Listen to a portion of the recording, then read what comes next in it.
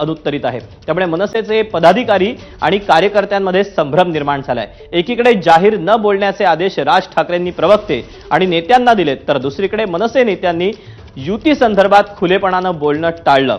आधी एकटे लढलो, पुढेही वेळ आली तर एकटे लढण्याची तयारी करू, असं बाळा नांदगावकर यांच्या या प्रतिक्रियेमुळे मनसे सेना युती संदर्भातला संभ्रम अजूनही वाढलेला आहे। तर दुसरीकडे ठाकरेंच्या शिवसेनेकडून आपण युतीसाठी तयार आहोत, ही युती लवकरात लवकर व्हायला हवी अशी प्रतिक्रिया नेत्यांकडून देण्यात येते। त्यामुळे युतीचं नेमकं काय होणार याची चर्चा सुरू झाली आहे।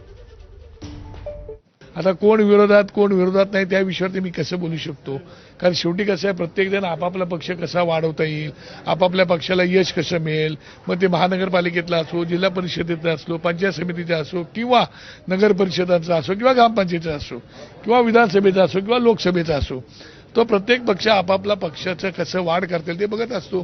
त्यामुळे कोणी विरोध केला नाही केला, शेवटी पक्षामध्ये आम्हाला आमचं आतापर्यंत आमची निवडणूक आम्ही एकट्याने लढवलेली आहेत। आता पण तुम्ही ऐकलं असेल, वेळ आली तर आपल्याला एकटेच आपण लढवण्याच्या भूमिकेमध्ये आहोत। दरम्यान युतीबाबत प्रश्न विचारला असता संदीप देशपांडेंनी बोलणंच टाळलं नाही, तर माध्यमांना प्रतिक्रिया न देता ते निघून गेल्याचं पाहायला मिळालं। पाहूया।